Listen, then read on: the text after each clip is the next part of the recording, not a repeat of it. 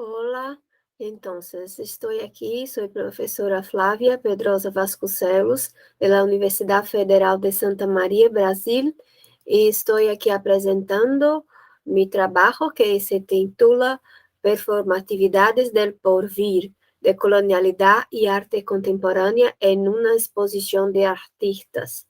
Entonces, este trabajo es el resultado de reflexiones basadas en investigaciones que han sido realizadas desde 2020 hasta los días actuales, que son la base del estudio del doctorado que yo fiz en Portugal.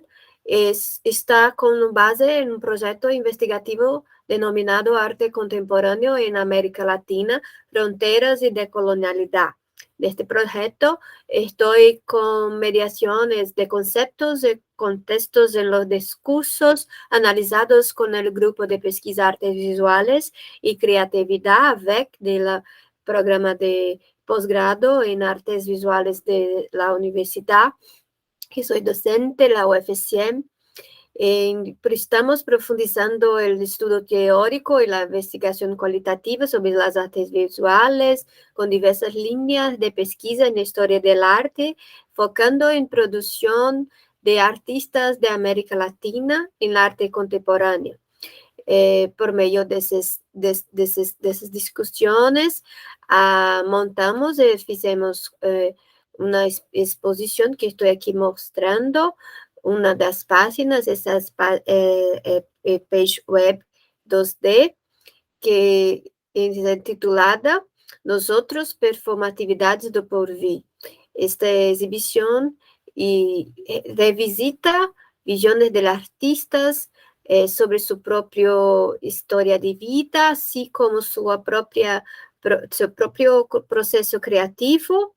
Y entonces esta publicación está enfocada en mostrar esa exposición que tú puedes añadir con este link que está en el resumen. Entonces tú entras, ves esta árvore, após puedes clicar en este no que llamamos no celta, y abrimos una segunda exhibición. Son 3 curadorías, ¿eh? Pontes para o Amanhã, que estoy yo curando, generaciones transorgánicas, puntos de fuga. Generaciones transorgánicas son 4, además, disculpa. Generaciones transorgánicas es un estudiante de doctorado de nuestro programa. Pontos de Fuga es un profesor de la Universidad Federal de Bahía. Y Vozes y Visiones es un artista y profesor del Centro do Brasil, que participa del grupo. Todos esos tienen varios artistas de la América Latina que fueron seleccionados segundo la visión que les podrían tener para el futuro. Tú clicas, no salta y consigues añadir a este link 2D. Déjame ver aquí, voy a compartir. Está una otra tela aquí. Es un poco como parece un videogame que tú entras, es mejor en computador. Vai a entrar y ver diferentes conexiones entre un artista y otro. Es también una plataforma decolonial para rever, incluye el proceso de curaduría múltiplo y configuraciones diferenciadas para el ambiente, las tecnologías con artistas, incluyo artistas que no son tan conocidos como estudiantes de grado, también estudiantes de posgrado. El ambiente es como nos Celta y puede añadir fuera de él para ver las obras de diferentes formas de ver. Puede también una división desde la que yo curo, que también estoy con una obra como artista, que puede después puede oír, porque muchos son vídeos, son obras que son más interactivas. Otras son plataformas que tú entras como en un cubo que entras en otra, que son varias plataformas y tú puedes clicar y ver vídeos de artistas que están aquí participando y objetos que están en las salas y puedes colocar e interagir. Es un proceso muy imbricado esta plataforma 3D que fue creada de curaduría de exhibición, que está integrada con la 2D, y fue el primer proceso de producción como profesora y artista e investigadora en una plataforma de colonial en la UFC. Entonces, eso acredito que las personas puedan ir a este links que están en el resumen y cualquier cosa, pueden, aquí está una persona conmigo viendo, es posible hablar, falar con chat, ¿no? Este aquí es la plataforma Fora, que tú puedes ir para fora del No Celta. No Celta son 4 que están se conversando, 4 exhibiciones conjuntas e interativas.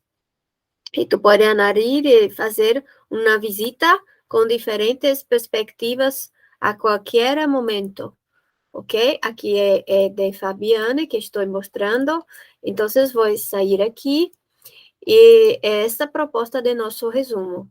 Gracias a todos. Espero poder contribuir y colaborar y dialogar con vosotros. Chao.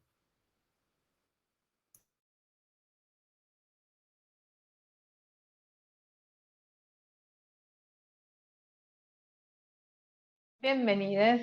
Mi nombre es Mariela Alonso, soy docente investigadora de la Facultad de Artes de la Universidad Nacional de La Plata y también del Departamento de Artes Audiovisuales de la Universidad Nacional de las Artes. Me acompaña el profesor magíster Gerardo Sánchez Holguín. ¿Cómo estás, Gerardo?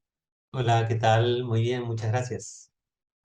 Gerardo también es docente investigador de la Facultad de Artes y en esta ocasión estamos acompañando a una estudiante avanzada del Departamento de Artes Audiovisuales de la UNA, que nos va a presentar algunos de los avances que ella está preparando para presentar su tesis, su trabajo final de grado. Estamos entonces acompañando a Lila Rasco. ¿Cómo estás, Lila? Hola Mariela, hola Gerardo, ¿cómo están? ¿Todo bien? Bien, todo bien. Acá, contenta de estar presentando. Muy bien. Nosotros también muy contentos de poder acompañar. Si te parece, compartimos pantalla y Perfecto. comentanos cuál es el título del trabajo que vas a presentar. Hola a todas, todos y todes. Bueno, mi nombre es Lila y como comentaba Mariela, soy estudiante avanzada de la Universidad Nacional de las Artes en la carrera de Artes Audiovisuales. Este trabajo se desprende de mi tesis, donde busco analizar las apropiaciones y resignificaciones regionales en canales de YouTube nacionales. En este caso me voy a focalizar en el canal Te lo resumo desde un enfoque descolonial. Más específicamente, el objetivo es realizar un análisis crítico de un canal de YouTube regional que permita considerar distintas expresiones del consumo cultural local a partir de representaciones y estereotipos, usos del lenguaje, apropiaciones y resignificaciones de la cultura popular rioplatense. Para eso tomaremos como base a Silvia Rivera Cusicanqui, quien explica que mirar es un modo de entender lo no dicho en la sociedad y de comprender el funcionamiento de la dominación colonial. La autora considera que las imágenes ofrecen interpretaciones y narrativas sociales que dan cuenta del trasfondo social ocultado por la palabra y ofrecen perspectivas de comprensión crítica de la sociedad. Es así que propone trabajar a partir de lo que denomina como sociología de la imagen, donde la observación no es hacia lo desconocido, sino que se vuelve sobre sí misma y el entorno social donde habitualmente se desenvuelve. Esto implica entonces una desfamiliarización sobre lo conocido para problematizarlo y así lograr una descolonización de la mirada y del conocimiento. Es por esto que para este trabajo se toma como objeto de estudio el canal de YouTube de crítica audiovisual Te lo resumo, creado en el 2014 en la ciudad de La Plata por Jorge Pinarello. Si bien el canal cuenta con mucha cantidad de contenidos de diferente índole, este análisis se va a centrar en los resúmenes y rankings de series y películas, en las biografías de personajes reconocidos en el mundo del espectáculo, como Jim Carrey, Britney Spears, Macaulay Culkin, y en los videos de análisis que hace sobre temáticas audiovisuales. ¿Por qué tomamos estas 4 categorías? Porque todas toman contenidos de estructuras de representación clásicas y hegemónicas de Hollywood. ¿A qué nos referimos con este sistema de representación clásico y hegemónico?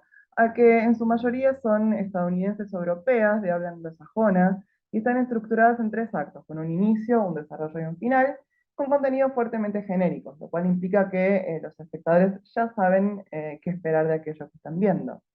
Los protagonistas suelen ser hombres y mujeres blancos y hegemónicamente bellos, y todo aquello que no sea estadounidense y europeo se encuentra altamente estereotipado, ya sea por la raza, la nacionalidad, el idioma, lo cual refuerza una visión colonizadora y racializante. Esta colonialidad del ver da lugar a la conquista de nuestra subjetividad, la cual funciona como un patrón jerárquico de dominación. Porque naturalizamos ver contenidos extranjeros donde el idioma válido es el inglés y los cuerpos blancos, estadounidenses y europeos son los productores de saberes, conocimientos y en este caso de espectáculo. Siempre se representan a sí mismos como los buenos y a los otros como los malos. Justamente el canal Te lo resumo permite una mirada crítica al respecto, porque crea nuevas obras artísticas audiovisuales a partir de la apropiación de los contenidos mencionales para resignificarlos a un nivel regional. Si bien para esto usa diversos recursos, en este análisis nos vamos a concentrar en 3. La manera en que utiliza la intertextualidad, cómo expone estereotipos y el uso que realiza del lenguaje. Por un lado tenemos el recurso de la intertextualidad. Los videos son una mar de voces provenientes de diferentes ámbitos. Contenidos europeos, estadounidenses, en inglés, son intercalados e interrumpidos con voces argentinas y latinoamericanas, reconocidas por una gran mayoría de sus espectadores. A continuación mencionamos algunos ejemplos. Películas como Rápido y Furioso son presentadas por la actriz Virginia Lago, argentina, conocida en la generación millennial por sus presentaciones románticas, melosas y algo kitsch en el programa Historias de Corazón. Por otro lado, musicaliza fragmentos extranjeros con canciones argentinas y latinoamericanas. Un ejemplo son las escenas de lucha y batalla en las películas, que musicaliza con la canción 1-2 Ultraviolento de la banda argentina Los Violadores. Esto sucede, por ejemplo, en la última película de James Bond, en la batalla final, donde el bueno es claramente James Bond y el malo, el villano, es un dictador boliviano. Y por otro lado, reacciona a escenas con contenidos argentinos, como es el caso de Osvaldo Laport en la telenovela Amor en Custodia, que acá podemos ver el meme que se viralizó en el último tiempo. Y como venimos viendo, esta visión colonizadora se considera como única episteme, suficiente en sí misma y centro de todo desarrollo de la humanidad. Ellos son el ejemplo y todo lo que no sean ellos es considerado como diferente o, entre comillas, inferior. Te lo resumo, con sus análisis y resúmenes, nombra estos estereotipos por lo que son y usa el humor para exponerlos y ridiculizarlos. A modo de ejemplo, en la serie estadounidense de zombies de Walking Dead, hablando del protagonista que se llama Rick, dice, él es el protagonista porque es un estadounidense promedio, tiene una buena familia, un laburo estable y ojos claros. O cuando presenta a los personajes de Friends, la sitcom estadounidense, dice, esta es la historia de un grupo de amigos, amigos como tenemos todos, blancos, lindos, altos, delgados, heterosexuales y de clase acomodada. Y finalmente, en la película de Disney Pocahontas, Pinarello finaliza con una moraleja. La colonización no es tan mala si el que te coloniza es rubio. Y por otro lado, Pinarello usa un lenguaje muy coloquial y nacional para sus resúmenes. El mismo título da cuenta de un manerismo típico argentino. Deja que te lo resumo así nomás. Esto contribuye a desacralizar estos contenidos extranjeros y traerlos a lo propio. Y como todos los que no somos de habla anglosajona, Pinarello deforma el inglés, lo argentiniza y lo trae a lo nacional y lo coloquial. Por ejemplo, transforma nombres típicos como Rick, el protagonista que mencionábamos antes de Walking Dead, y le dice a Ricardo. O en la biografía de Macaulay Culkin, el actor de los 90, De mi pobre angelito le dicen macula, que es como le decimos todos. Y también dobla conversaciones entre personajes. En el resumen de Breaking Bad interpreta una charla entre los protagonistas dándole voz, tonada y palabras argentinas y les da expresiones como che y no me jodas. Bueno, y ya llegando al final, a modo de conclusión, podemos advertir que a partir de las herramientas mencionadas, es decir, la exposición de los estereotipos, el uso de la intertextualidad y la reivindicación de un lenguaje nacional y regional, te lo resumo se apropia de las imágenes, se construye esa representación clásica porque pone el foco en ella, la cuestiona y la resignifica a nuestra identidad cultural. Podemos decir que se produce una apropiación cultural en el buen sentido de la palabra desde la periferia, porque genera una conciencia latinoamericana que se apropia de contenidos hegemónicos y colonialistas y los transforma. Es decir, no se omite al original, sino que se produce una intervención para volver a él desde otro lado a partir de un objeto artístico nuevo. Bueno, muchas gracias. Eh, este trabajo, felicitaciones, antes que Gracias. nada, por la presentación muy clara, muy concisa. Este trabajo forma parte de un trabajo más amplio que venimos haciendo con vos, con Gerardo, en la preparación de este trabajo final de grado del Departamento de Artes Audiovisuales de la UNA, en que vos analizás estos objetos culturales tan particulares que vienen a ser los canales de YouTube, ¿no? Desde Sí, hace unos años. Vos estás trabajando con objetos que se vienen desarrollando desde 2013 más o menos, pero hemos elegido recortarlos un poco por todo lo que nos dejó la pandemia, ¿no? En la transformación de las redes sociales, en el afianzamiento de ciertos dispositivos, y además el recorte que hicimos fue por un lado semiótico, de la bibliografía, del marco a través del cual lo abordamos, porque nos parecía interesante la oportunidad que nos ofrece la semiótica de tomar como punto de partida siempre el objeto, ¿verdad? Es decir, no estar fijándonos en la teoría primero, sino siempre a partir de la complejidad que el objeto representa, referencia, y desde allí ver qué necesitábamos, qué textos necesitamos. Entonces analizábamos los estratos, las instancias de producción, de distribución, de diseño y discurso, por ejemplo, de Christian Leuven, pero algo que venimos trabajando ya hace varios años con Gerardo en todo nuestro grupo de investigaciones,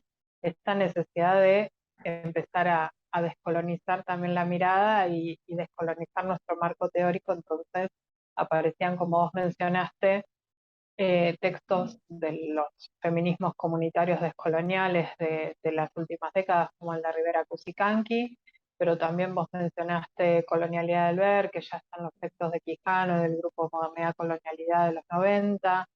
Hablaste de los estereotipos y las heterarquías que están en los textos de Barrientos. ¿Sí? Hay todo un marco teórico que coincide un poco con lo que es la propuesta del simposio, que nos parecía interesante como parte de una renovación necesaria en lo que son las teorías. Y siempre nos pareció muy valioso esto que a vos te interesaba estudiar, porque hacer un análisis crítico de las redes sociales es algo sumamente necesario, sumamente importante para ser unos prosumidores, ¿no? Diría también parte de nuestro marco teórico, que tengamos un cierto control acerca de aquello que estamos viendo, produciendo, difundiendo, ¿verdad? Elegiste además varios canales, en este caso te lo resumo, pero también en los otros que vos estás trabajando, en donde los autores lo que buscan es justamente deconstruir, desnaturalizar, un poco como propone Rivera Cusicanqui, ¿no? Extrañar la realidad cotidiana, incluso de los consumos sociales, de las redes sociales, para poder empezar a encontrarle, digamos, otras vueltas absolutamente necesarias en esto que vos definís como apropiación cultural, que me parece que es una categoría sumamente interesante de análisis, como decías, una apropiación positiva, sí. porque es algo necesario, ¿no? Algo que también conduce a la construcción de identidad, ¿no? Y en el caso de las producciones audiovisuales, tener una identidad regional afianzada en el uso de ciertos lenguajes, en un tipo de doblajes y también en una mirada crítica de los consumos culturales que realizamos, porque nadie está exento de seguir teniendo consumos hegemónicos, porque en general las redes sociales también te llevan a eso, procuran llevarte a eso, pero bueno, mientras esto se pueda eh, desarmar, ¿no? Desandar, siempre el camino va a ser positivo. Para nosotros además es sumamente importante que ustedes, quienes están involucrados en la realización de lo audiovisual y de lo multimedial, lo tengan también presente a la hora de producir. Por eso, bueno, esta distancia que te permite tomar primero el objeto ajeno para también volverlo sobre tu propia producción. Sí, yo me sumo también aquí a la mesa, en primera instancia para agradecerles a las compañeras Mariela y Lila participar de este trabajo, este proceso de trabajo de fin de grado en artes audiovisuales. Y bueno, destacar el valor para mí de este trabajo, que es tomar un objeto de enorme vigencia y actualidad, que es un gran exponente de las prácticas contemporáneas, que logra una identidad muy propia a partir de lo local y lo pone en una circulación global con efectos muy notables, muy exitoso. Y bueno, me parece muy necesario también porque en el marco de este simposio, de las problemáticas en torno a lo descolonial y a este presente de crisis acuciante que nos enfrentamos, ¿no? De crisis en todos los planos, social, político, ambiental, de redefinición de paradigmas. Lo descolonial nos da una perspectiva donde podemos generar otras lecturas de este tipo de objetos, y este objeto particular, con este modo de producir ese humor que pone sobre la mesa estas cuestiones, es verdaderamente reparador, me parece a mí, ¿no? Y nos ayuda a tener una conciencia, una mirada de donde estamos, que nos permite por lo menos cuestionar el orden del mundo y también de cómo nosotros nos formamos, cómo nosotros formamos a otro en el campo de las artes y cómo las artes participan también de manera activa en este orden del mundo, en los grandes paradigmas, ¿no? Digamos, el concepto de colonial es una entrada a problemáticas muy profundas que tienen que ver con lo social, con lo político, con lo cultural en un sentido muy amplio, y creo que en este trabajo se da una articulación muy interesante entre lo particular de un objeto, de todo lo que podemos leer ahí, y de cómo ahí también leemos el campo audiovisual y lo construimos, lo definimos. Así que en todos los sentidos me parece muy valioso este trabajo y les agradezco nuevamente invitarme a participar. Así que bueno, y muy contento de poder participar en esta ponencia, en el simposio, porque bueno, me parece que aportan mucho. Así que eso. Para nosotros es muy importante poder colaborar en la formación de nuevos investigadores y de lo que se llama en la academia tan feamente los recursos humanos, pero también nos interesa mucho el tema de promocionar el análisis de los objetos de estudio cercanos. Si hay algo que necesitamos es justamente volver la mirada sobre nosotros mismos, sobre nuestra región, sobre nuestro entorno y también sobre nuestra época.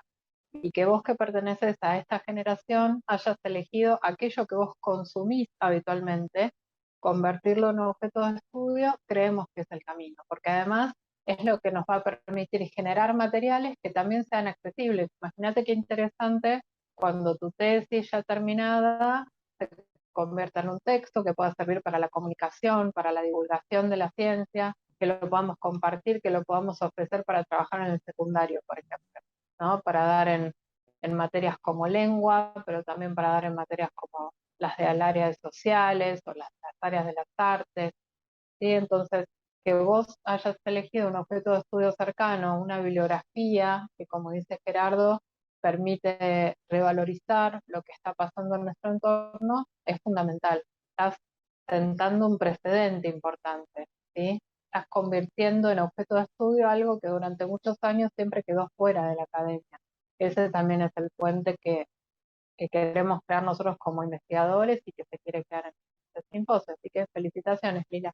Gracias, estoy muy agradecida por la oportunidad y por el acompañamiento en este camino de la tesis y el estudio, que como ustedes decían, me parece como importante y muy innovador, por lo menos para mí, estudiar algo del presente tan cercano que consumo y que no estudio como algo del pasado, sino que es parte de mi presente y el presente de la gente que me rodea, y poder estudiarlo a partir de un marco teórico también está muy bueno. Así que muchas gracias. Buenísimo. Muchas gracias a todos. Nos estamos encontrando.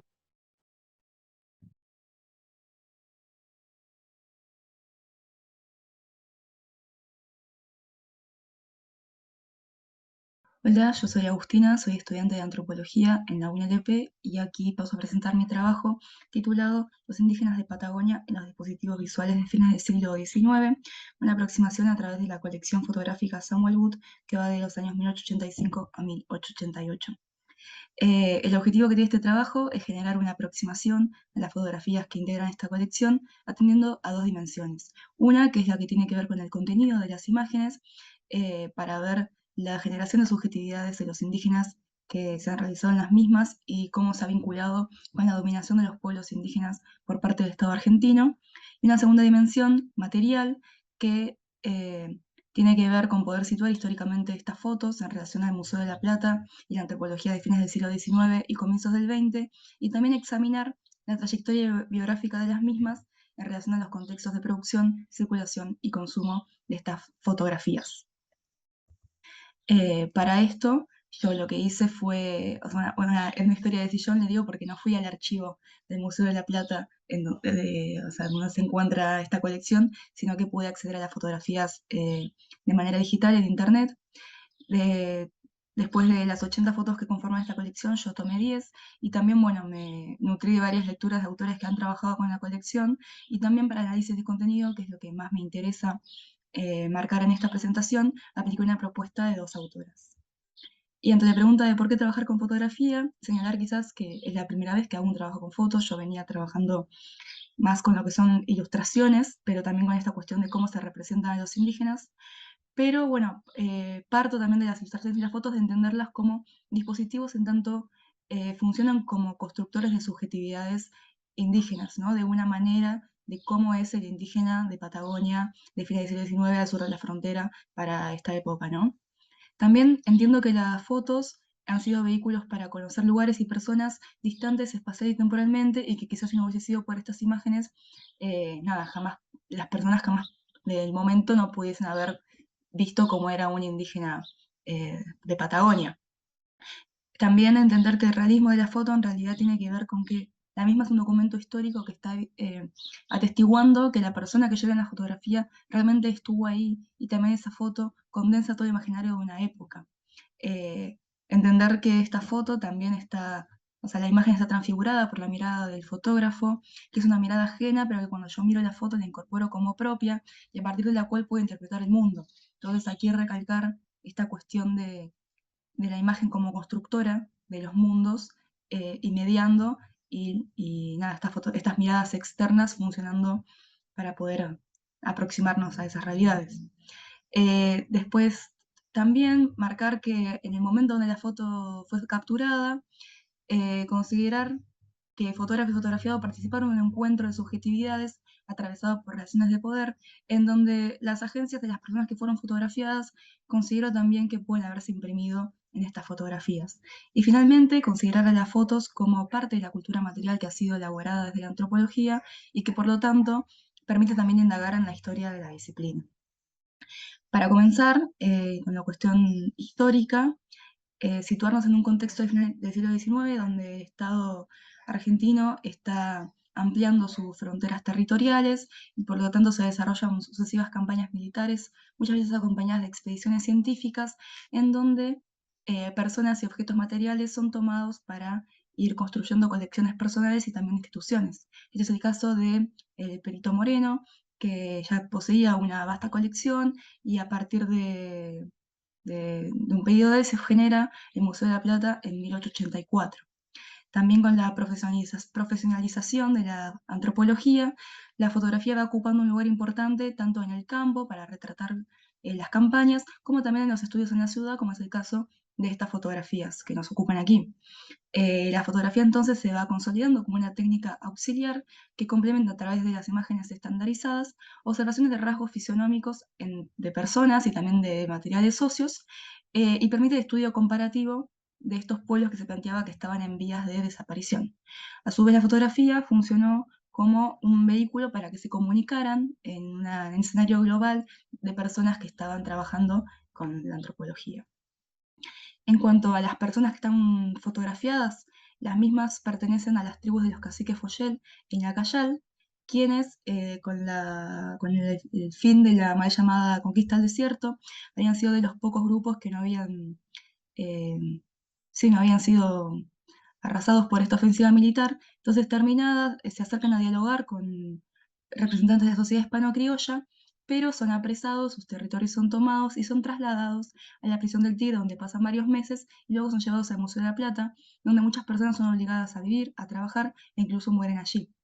En el museo son asilados por Moreno, quien es el que pide a Samuel Wood, un fotógrafo profesional, que retrate a estos individuos en tanto representantes de tipos indígenas de la Patagonia. Estas fotos son exhibidas en la sala de exhibición de la sección antropológica del museo, junto a pinturas, esculturas y restos óseos, lo cual nos habla de toda una manera compartida por la disciplina de representar a estos indígenas y a su registro, considerando también que Moreno venía de visitar en Europa los museos en la década del 80, los museos más prestigiosos.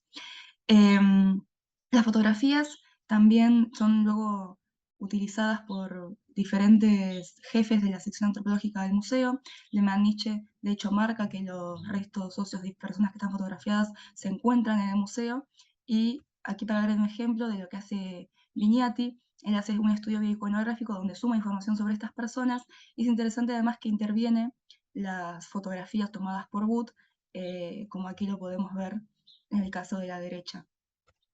Aquí hay otro ejemplo donde él identifica, ¿no?, a las personas que han sido retratadas. Esta fotografía fue tomada en el Tigre. Y ya pasando al análisis de contenido, yo lo que hice fue usar dos conceptos planteados por Fiore y Buto en un trabajo donde también trabajan con fotografías de Patagonia y de Tierra del Fuego. Y estos conceptos son el de violencia fotografiada, que refiere a cuando la fotografía está mostrando un acto de violencia explícita. Ellas en su corpus analizado encuentran muy pocas de estas fotos, yo no encontré ninguna, como que va en la misma línea, ¿no?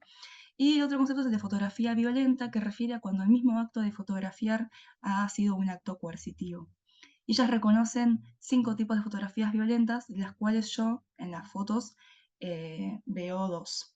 La primera es las fotografías de secuestro, que las autoras plantean que se trata de lo que ha sucedido aquí, de personas que han sido trasladadas, de familias que han sido desmembradas, y entonces para querer ocultar esta situación de cautiverio, se busca generar toda una escena étnica. Por ejemplo, acá vemos que las personas tienen sus ropas indígenas.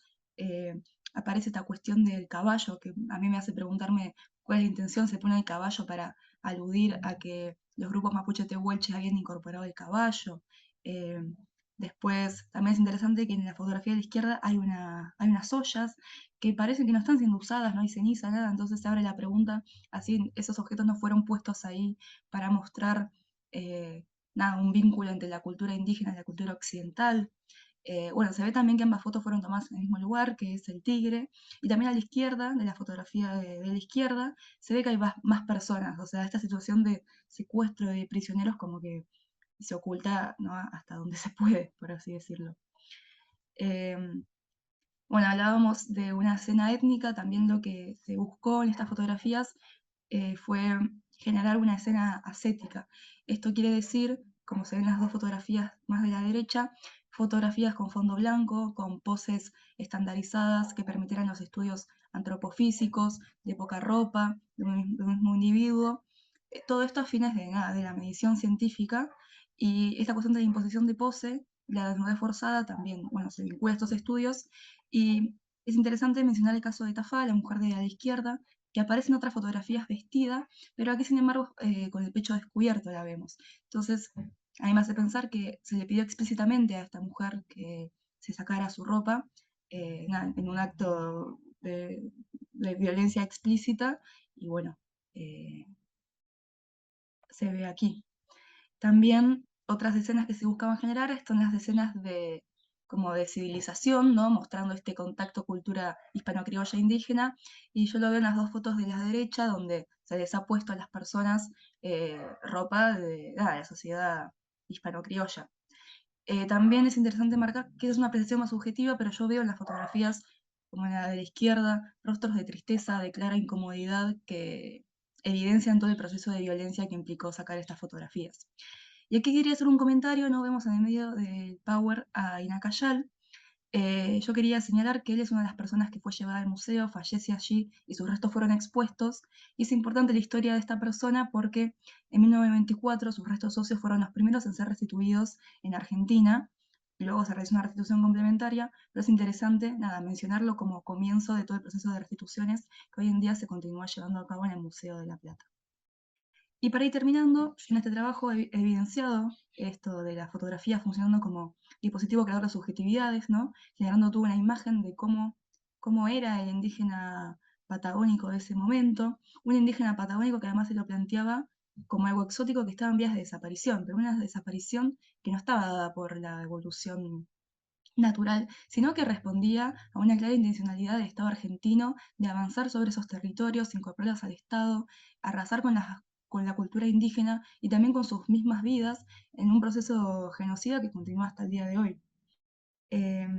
También ver a estas fotografías como la evidencia científica auxiliar para discutir estas tipologías raciales, ¿no? En un contexto de que si están desapareciendo es interesante registrarlas para estudiar toda la evolución humana, y entenderlas también en las fotos como documentos históricos a partir de los cuales se puede indagar en la historia de la disciplina antropológica y ver cómo se produjo el conocimiento, qué redes se generaron, y ver también cómo se construyó a su sujeto de estudio, muchas veces tratado como un objeto.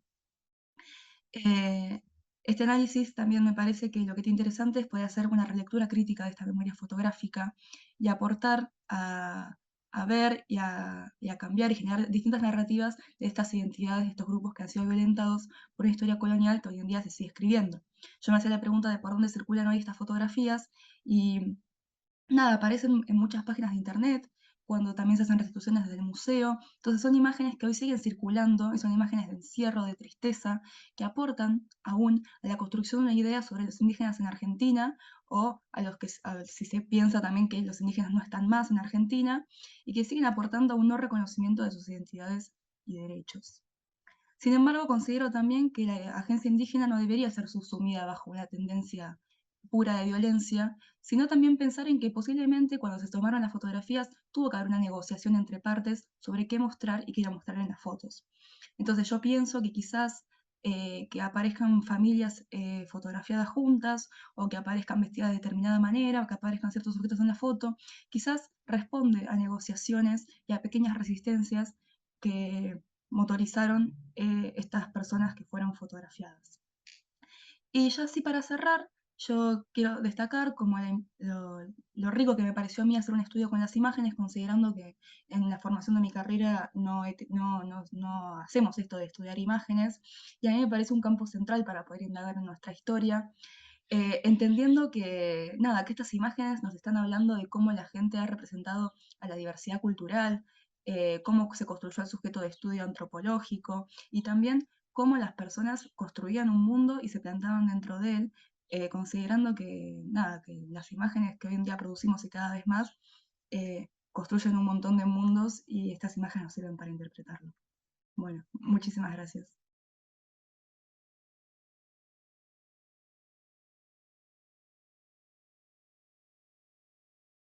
¿Qué tal? Soy Gerardo Guzmán, profesor titular de Historia de la Música 3 de la Facultad de Artes, director del Conservatorio de La Plata, docente investigador, y estoy aquí para presentar brevemente este resumen en el encuentro América Herida en el eje Feminismos y Decolonialidad. Se trata del caso de la soprano trans María Castillo, nacida en Brasil y afincada con su familia en la Argentina, muy joven aún. Desde también muy joven se afincó aquí en nuestro país.